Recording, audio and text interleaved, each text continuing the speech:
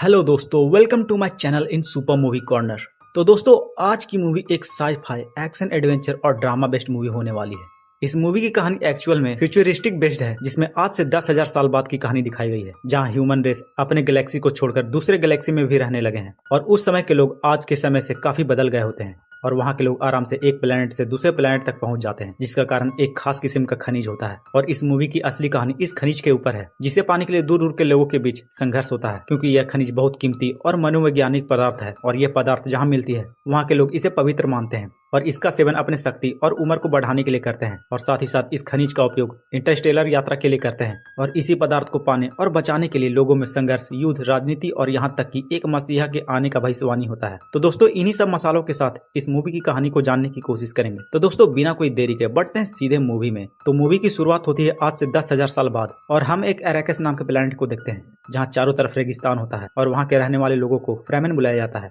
और एरेकस पे मिलने वाली खनिज की वजह से सारे फ्रेमेन की आंखें नीली होती है, क्योंकि वह उन खनिजों का सेवन करते हैं और उसे पवित्र मानते हैं। मगर उस खनिज की अलग क्वालिटी के चलते ड्यून यूनिवर्स में यह अपनी अलग ही पहचान बनाए रखता है और खनिज की माइनिंग के लिए ड्यून यूनिवर्स के सम्राट हाउस हार्कनेस को एरेकस पे भेजते हैं, जो आज से 25 साल पहले यहाँ आए थे, जिसका लीडर बैरन होता है। और उन्होंने फ्रेमेन पर लगातार जुल्म पे जुल्म ढाए होते हैं, मगर फ्रेमेन उन्हें कई बार भगाने की कोशिश करते हैं, पर वो हार्कनेस के हथियारों के आगे नहीं टिक पाते। मगर कुछ दिन बाद सम्राट का शाही आदेश आता है और अचानक से हार्कनेस वहां से गायब हो जाते हैं और फ्रेमेन समझ नहीं पाते कि आखिर ऐसा क्यों हुआ और अगला जो शासक आने वाला है वह कैसा होगा। फिर सीन शिफ्ट होता है और हम एक दूसरे प्लेनेट को देखते हैं जो सम्राट के कंट्रोल में होता है और उसी बीच हम एक पॉल नाम के लड़के को देखते हैं, जो इस मूवी का मेन कैरेक्टर होता है और वह अपने मॉम जेसिका के साथ बैठकर खाना खा रहा होता है। पॉल की मॉम जेसिका के पास काफी तरह की शक्तियां होती है, जैसे लोगों को कंट्रोल कर लेना, किसी को हिप्नोटाइज कर लेना और वह फ्यूचर की कुछ झलक भी देख सकती है। जेसिका अपने बेटे पॉल को भी ये शक्तियां सिखा रही होती है और उस दौरान पॉल अपने मॉम से कहता है कि मुझे हर रोज एक ही सपने आते हैं, जहां वो अपने सामने एक लड़की को देखता है जिसकी आंखें नीली होती है।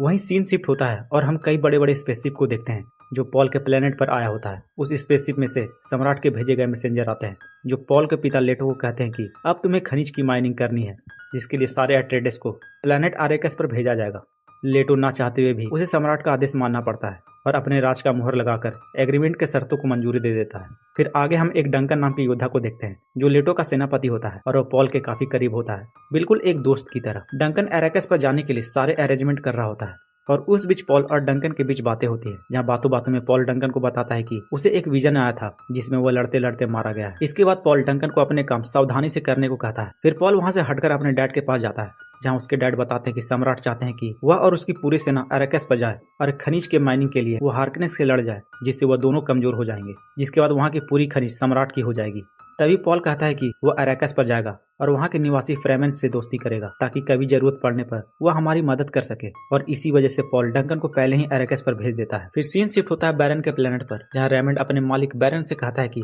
सम्राट ने माइनिंग हमसे छीनकर एट्रेडेस को दे दिया है, जिसे सुनने के बाद बैरन कहता है कि कोई बात नहीं, जो भी हो रहा है हमारे फायदे के लिए हो रहा है। फिर सीन दोबारा से एट्रेडेस प्लेनेट पर शिफ्ट होता है और वहाँ एक हेलिना नाम की औरत जेसिका से मिलने आई होती है और जब वो पॉल को देखती है तो उसे लगता है कि ब्रह्मांड में जिस मसीहा के बारे में भविष्यवाणी की गई है वो पॉल तो नहीं, और उसे अपने पास बुलाकर उसकी टेस्टिंग लेती है और वो पॉल को अपना हाथ एक बॉक्स में डालने को कहती है और पॉल उस टेस्ट को पास कर लेता है। फिर जब हेलेना जेसिका से मिलती है तो उसे बताती है कि भविष्यवाणी वाला मसीहा पॉल ही है और वो वहां से चली जाती है। फिर जब हेलेना पॉल से मिलती है तो वो उसे बताती है कि ब्रह्मांड में एक भविष्यवाणी किया गया था कि एक दिन एक मसीहा आएगा और वह सारे प्लेनेट पर शांति कायम करेगा, मगर उस शांति को कायम करने के लिए उसे कई कठिनाइयों से गुजरना पड़ेगा। इसके लिए उसे हरदम तैयार रहना होगा। फिर आगे देखते हैं कि एट्रेडेस के लोग प्लेनेट आर्कनेस पर पहुंचते हैं, जहां पहुंचने के बाद पॉल देखता है कि फ्रेमेन्स उसे अपना मसीहा समझकर उसे देखने आए होते हैं। फिर पॉल अपने मॉम और डैड के साथ एक सिटी की ओर बढ़ता है, जहां उन्हें रहना होता है। लेटो भी सम्राट के कहे मुताबिक खनिज की माइनिंग करने के लिए तैयारी कर रहा होता है। वहीं पॉल उस जगह पर घूम रहा होता है और वह अचानक से एक दीवार को देखता है जिसमें एक बड़ा सा क्रिएचर बना होता है, जो एक सैंड वर्म होता है। और उसे वहां पता चलता है कि वह जानवर एक्चुअल में बहुत बड़ा होता है, जिसकी साइज लगभग 300 फीट होती है और वह साउंड वाइब्रेशन को सुनकर आकर्षित होता है। फिर पॉल अपने कमरे में जाकर आर्कनेस प्लेनेट की थोड़ी जानकारी ले रहा होता है कि तभी अचानक से उस पर जासूसी ट्रॉप से हमला किया जाता है और वह हमलावर कोई और नहीं बल्कि हार्कनेस के एक जासूसी सैनिक द्वारा किया जाता है, पर पॉल किसी तरह उससे बच जाता है।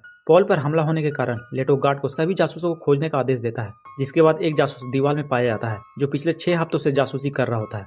वहीं दूसरी तरफ हेलेना बैरन से मिलती है और बताती है कि अगर एट्रेडेस और ज्यादा ताकतवर हो गया तो वह किसी से भी नहीं संभलेगा और वह लेटो पर हमला करने को कहती है, मगर वो यह शर्त रखती है कि तुम जेसिका और उसके बेटे पॉल को नहीं मारोगे, क्योंकि वह मेरे निगरानी में है। बैरन उसकी बातें मान जाता है और हेलिना के जाने के बाद बैरन अपने सलाहकार से सभी अटेंडेंट्स को मारने के लिए कहता है, पॉल और जेसिका को भी। फिर सीन शिफ्ट होता है आर्कनेस पर, जहाँ डंकन फ्रेमेन की खोज और उसके साथ रहकर उनकी पूरी जानकारी लेकर लेटो से मिलता है, जहाँ वो बताता है कि फ्रेमेन की संख्या हमारे सोच से भी ज्यादा है और उनमें लड़ने की क्षमता भी हमसे ज्यादा है। डंकन अपने साथ फ्रेमेन के लीडर स्टीगलर को लाता है और लेटो उससे दोस्ती का हाथ बढ़ाता है और कहता है कि हम उन पर कोई भी जुल्म नहीं करेंगे, क्योंकि वह हार्कनेस जैसे नहीं है जो यहाँ हमसे पहले आए थे, और अब हम यहाँ आ गए हैं जहाँ उनके लिए परेशानी जैसी कोई चीज नहीं होगी। मगर स्ट्रीगलर कहता है कि तुम लोग अपना काम जल्दी करके यहाँ से निकल जाओ। आगे देखते हैं कि डंकन, पॉल और उसके कुछ साथी एक साथ बैठे होते हैं, जहाँ डंकन फ्रेमेन के द्वारा दिया हुआ गिफ्ट दिखाता है, जिसमें स्टील सूट, कॉम्पैक्टर और सैंडवर्म कंपास होता है, जिसके बिना कोई भी अगर रेगिस्तान में गया तो वह सैंडवर्म के हवाले हो जाएगा। वहीं दूसरी तरफ देखते हैं कि लेटो खनिज के खेत को देखने के लिए जा रहा होता है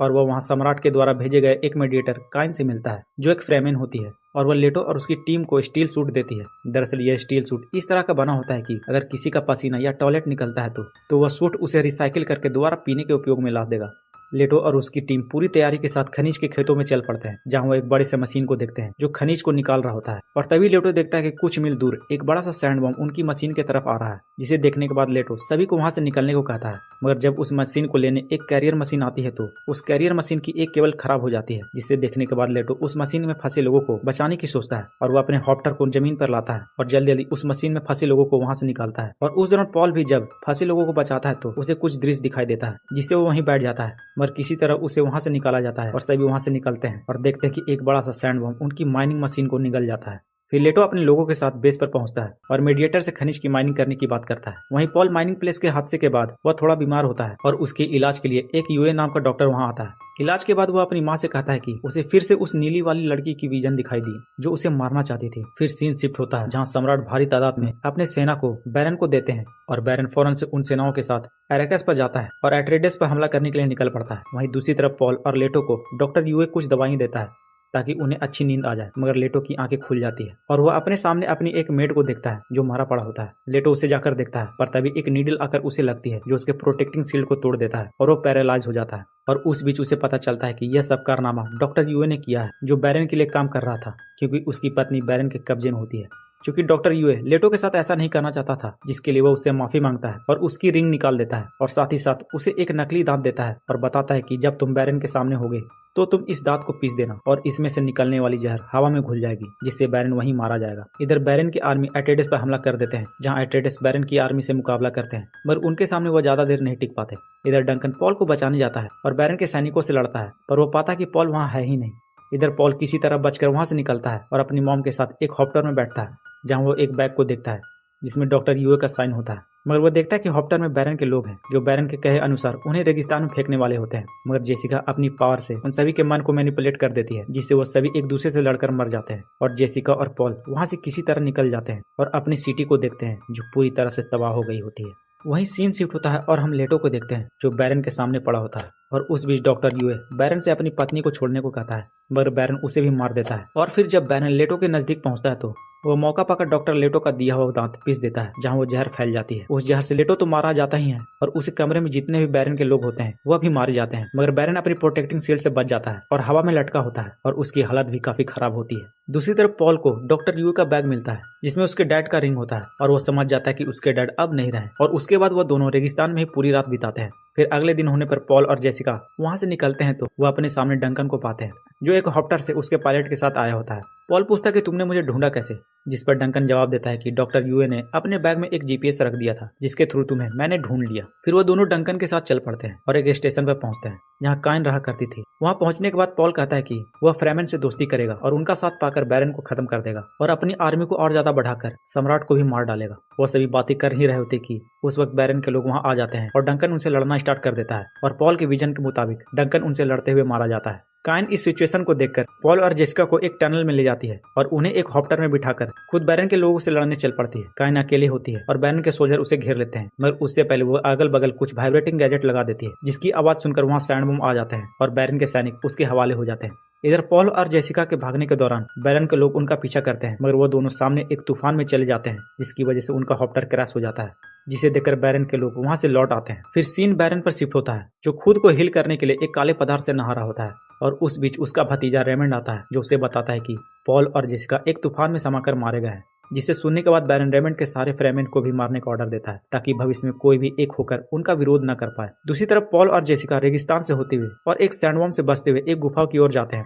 जहाँ फ्रेमेन के कुछ लोग उन्हें घेर लेते हैं, मगर पॉल और जेसिका को पता चलता है कि यह स्ट्रेगलर के आदमी है और वह उन दोनों को अपने लोगों के पास ले जाता है जहाँ पॉल उस नीली आंखों वाली लड़की से पहली बार मिलता है जिसका नाम चैनी होता है। मगर पॉल उसे यह नहीं कहता कि उसने उसे अपने सपनों में देखा है। फिर बाकी के फ्रेमेन्स पॉल को अपने साथ शामिल करने को कहते हैं क्योंकि वह उसे अपना मसीहा समझ रहे होते हैं, पर उनमें से एक बंदा जो एक बहादुर योद्धा होता है उसे पॉल पर विश्वास नहीं होता कि वह कोई मसीहा है और वह कहता है कि अगर वह मसीहा है तो उसे मुझसे लड़ना होगा और साबित करना होगा। पॉल उसके चैलेंज को एक्सेप्ट कर लेता है, मगर लड़ने से पहले चैनी उसे अपना पवित्र खंजर देती है और वह पवित्र खंजर पॉल के सपनों में भी आया था। फिर देखते कि पॉल और उस योद्धा के बीच लड़ाई स्टार्ट होती है और उस दोनों पॉल को अपने अंदर की आवाज सुनाई देती है कि तुम्हें एक योद्धा बनने के लिए अपने अंदर की योद्धा शख्स को जगाना होगा। पॉल अपने अंदर की बातों को ध्यान में रखते हुए खुद पर काबू पाता है और अपने सामने वाले योद्धा को एक कड़ी टक्कर देता है। पॉल उस योद्धा को मारना नहीं चाहता था, फिर भी वह योद्धा पॉल को उकसाने की कोशिश करता है और पॉल समझ जाता है कि खुद को साबित करने के लिए मुझे उस योद्धा को मारना होगा। और आगे की लड़ाई में देखते हैं कि पॉल उस योद्धा को एक कड़ी चुनौती देते हुए उसे मार देता है,